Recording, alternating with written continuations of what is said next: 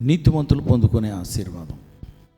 యోబు గ్రంథం 17వ అధ్యాయం 9వ వచనంలో, నిరపరాధులు అంతకంత బలము పొందుకొందురు. నిరపరాధులు అంతకంత బలము పొందుకొందురు. Those with clean hands will gain strength. నేరాలు చేయని వారు, లేకపోతే పాపం చేయని వారు, తప్పులు చేయని వారు అంతకంత బలం పొందుకుందరు. దేవుని బిడ్డలారా, పాపాలు చేయని వారు, తప్పులు చేయని వారు అంతకంత బలము పొందుకుందరు.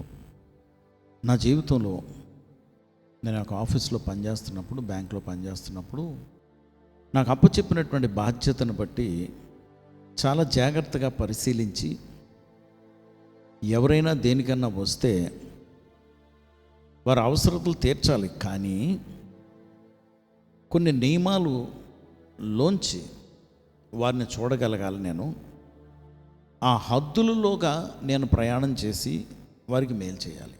చెయ్యొద్దు అంటే నేను మానేయాలి. చేసేటప్పుడు ఈ నియమాలు జాగ్రత్త అంటే అలాగే చూడాలి.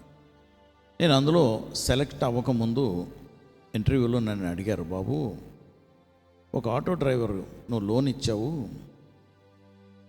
వాడు నీకు తిరిగి కట్టడం లేదనుక ఏం చేస్తావు అని అడిగారు.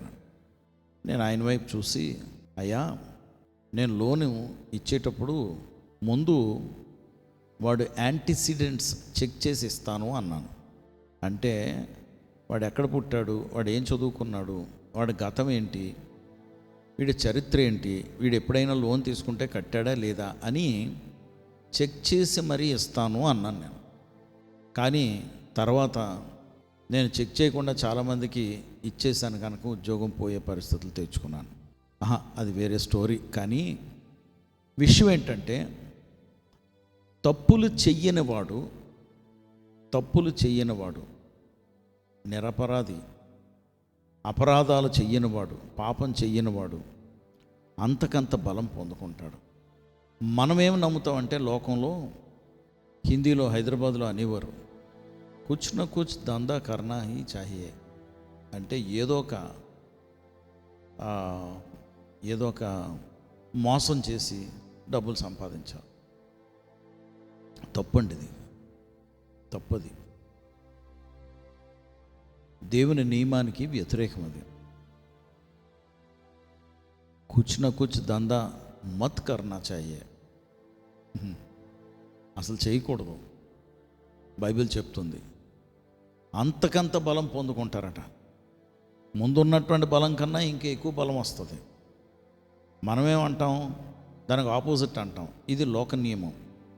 లోకస్తులుగా లోక నియమాలు మనం పాటిస్తే నశించిపోతాం, నరకానికి పోతాం, నష్టపోతాం. నశించిపోతాం, నరకానికి పోతాం, నష్టపోతాం. అందుకే దేవుని నియమాన్ని మనం పాటిస్తే మనం అభివృద్ధి చెందుతాం, ఆశీర్వదింపబడతాం, ఆనందిస్తాం. జ్ఞాపకం చేసుకున్నాం, అంత గొప్ప దేవుణ్ణి మనం కలుగున్నాం. ఆ ఆశీర్వాదాలు మీ మీదకి వచ్చునుగాక. పరిశుద్ధుడా ప్రభా, మీకు వందనాలు, స్తోత్రాలు. నీ బిడ్డల్ని, నన్ను, మమ్మల్ని జ్ఞాపకం చేసుకోండి ప్రభా. మేము అపరాధాలు చేసి ప్రభా, మేము క్షీణించిపోయే బదులు అపరాధాలు చేయకుండా ఉంటే మేము అంతకంత బలం పొందుకుంటామని నువ్వు చెప్తున్నావు కనుక ఆ మాట మా పట్ల నెరవేర్చమని.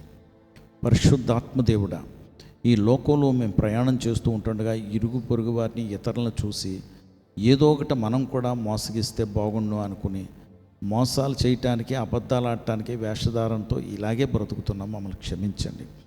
నువ్వు మమ్మల్ని పిలిచింది ప్రత్యేకంగా జీవించటానికి కనుక నీ చెయ్యి మా చేతులు నీ చేతుల్లోకి పెట్టుకుని మమ్మల్ని నడిపించి, ఆశీర్వదించి, బలం పొందుకోవటానికి సహాయం చేయమని యేసు నామములో ప్రార్థించి వేడుకొంచున్నాం తండ్రి.